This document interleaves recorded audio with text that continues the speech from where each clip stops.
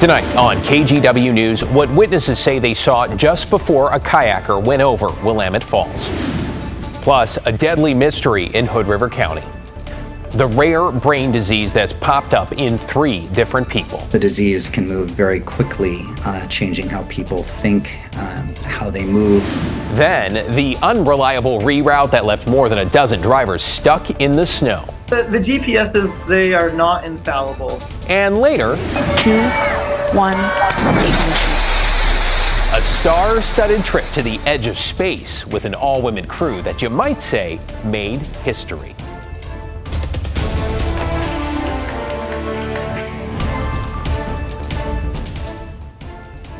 But first, to breaking news tonight. We're going to show you the moment an armed suspect ran through a busy strip of restaurants and bars in Northwest Portland this evening, all while trying to get away, it appears, from police. The suspect accused of using pepper spray on an officer and then lunging at them with a knife.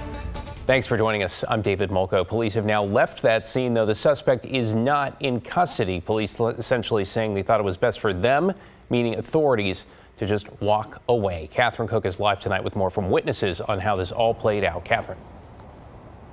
David, police say the man was armed with 2 knives and pepper spray and was hiding from them in that bus shelter. Police ordered him to drop his weapons and then fired less lethal rounds toward the man, breaking the glass in the bus shelter. Witnesses capture the moment on cell phone. Help!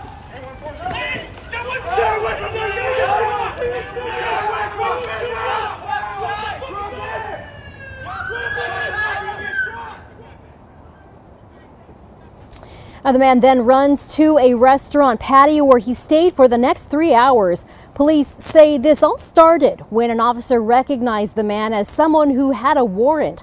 They contacted the suspect, who then sprayed the officer with pepper spray and lunged at them with a knife before running off. Again, police say less lethal munitions and a taser did not work to stop him. After several hours, the incident commander determined there was no longer a public threat and backed away, leaving the suspect outside the restaurant. We talked with one woman who was sitting outside during the incident.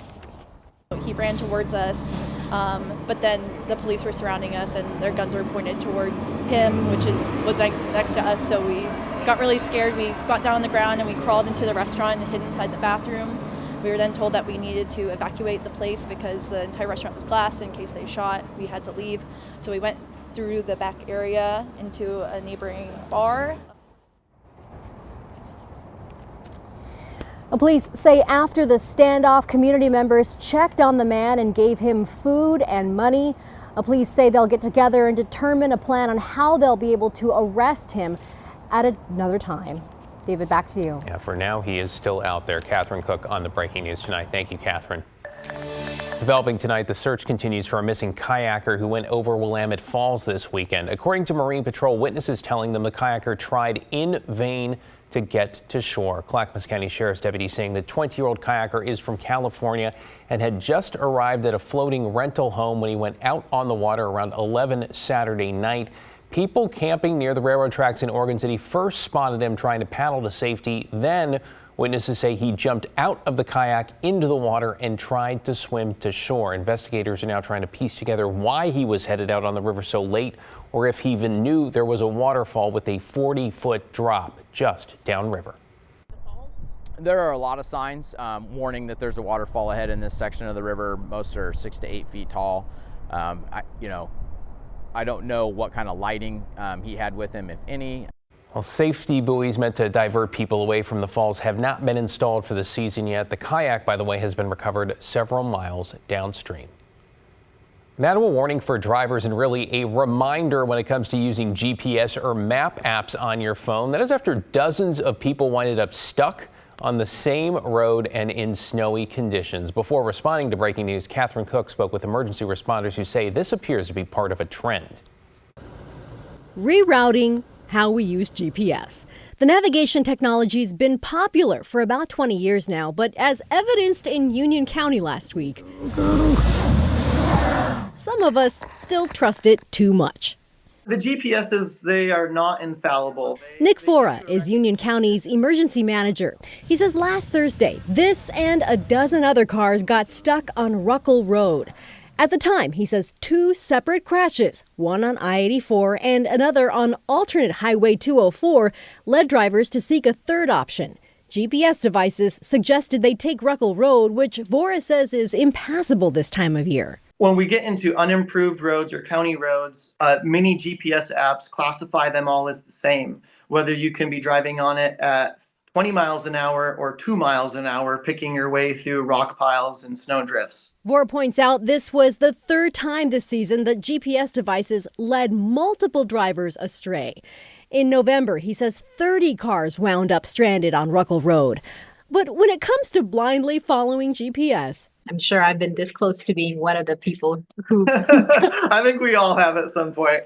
he says the issue's not unique to Union County and in some cases has proven deadly. Bottom line, I would treat any route recommendation that has you leaving a highway with a very, very high degree of suspicion and assume that it probably is going to be leading you astray. Catherine Cook, KGW News. And good advice, especially this time of year. Okay, spring has barely started, though in the Gorge, officials say they have been seeing a record number of rescues. Search and rescue crews in Skamania County reporting a 550% increase since this time last year. That's about 6 times more, right? Many taking place in the Gorge and near Mount St. Helens. Serge Newberry is a volunteer and says teams have deployed on more than a dozen missions since the beginning of the year. And while it's not clear exactly why the numbers are up, the stories they hear, they all sound similar. They were only going to go out for a few hours, and so they didn't bring enough food and they didn't bring enough water. They didn't really know where they were going, and then they ended up getting lost. My best advice is just get a backpack and put some things in it and be prepared. Right, the 10 essentials, including extra food, clothing, and water. Easy to check on that. Don't forget to leave a trip plan. Tell someone where you are going and when you'll be back so they can call for help if you don't return. All good advice. Okay, let's take you outside on what was a glorious spring day where we hit the high 70s in some spots. Right now it's 60 degrees in the Rose City. It looks like these warm, dry conditions, well, they aren't going anywhere. Chief Meteorologist Matt Zaffino here with your first forecast. Beautiful day, Matt. Hey, David, it sure was, and a beautiful night going on right now. We're at 60 degrees at the moment with a clear sky, and the humidity remains very, very low. Really dry air over the region. Today, we hit 77 degrees. Now, not a record for the day, but way closer to the record than it is to the average. And we had 80s down in the Rogue Valley and in the Umpqua Valley at Roseburg, reaching 84 degrees. We also had strong east winds this morning, gusts of 55 at Crown Point, Portland a gust of 25, the West Hills about 26. But those east winds have really backed off, and we'll have a clear day tomorrow with highs in the mid 70s yet again. So warm all week. We're going to see temperatures remain 10 to 15 degrees above average, and the rain doesn't arrive until Easter weekend. We'll time that out for you in a bit. Back to you. A lot of folks going to enjoy that sunshine. Thanks, Matt. New at 11, a deadly and rare form of dementia has now turned up in 3 people over the past 8 months, and all in Hood River County. Alma McCarty's in the newsroom. So, Alma, what have you learned? Well, David, this afternoon, officials with the Hood River County Health Department told me at this time there's no identifiable link between these 3 cases. Of the 1 confirmed and 2 probable, they say 2 people have died. An extremely uncommon, rapidly progressing brain disorder confirmed in Hood River County. Creutzfeldt-Jakob disease is a very rare form of a dementia. Health officials there reporting 3 cases over the last 8 months. Certain proteins called prions misfold and kind of cascade through the brain, causing damage as they go.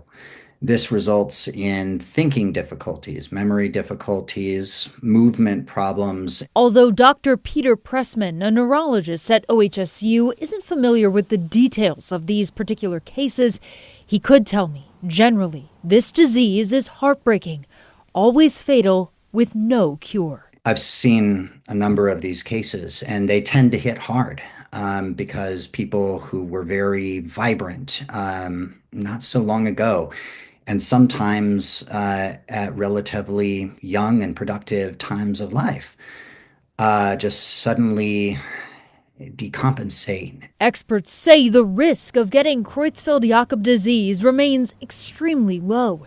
It does not spread through the air, touch, social contact, or water. Dr. Pressman says in very rare cases it can be inherited or spread through contaminated surgical instruments. However, 85% of the time, he explains, doctors can't determine a cause. We're really trying hard to understand why, but we don't really know. The Hood River County Health Department says the investigation into their 3 cases is active and ongoing. They're working with OHA and the CDC and will continue to monitor the situation and the risk to the public. David? I mean, you can certainly understand why there's a lot of concern around this. Thanks, Alma. Appreciate it. New tonight, a Washington County jury has convicted a man for attacking and sexually assaulting a woman at a Hillsborough Max stop. Eduardo Madrid Roque was convicted of sexual abuse, among other charges, in June 2023. Prosecutors say he was recorded on surveillance video assaulting the woman who had had a bad reaction to medication and was unconscious. Sentencing here is scheduled for June. Meanwhile, in Washington, Governor Bob Ferguson says FEMA has denied his funding request to help with recovery from November's bomb cyclone. The storm killed 2 people and caused an estimated $34 million in damage. In January, the governor applied to get reimbursed for 75% of disaster-related costs for things like road and utility repairs. He says FEMA denied the request with no explanation. The governor says he plans to appeal.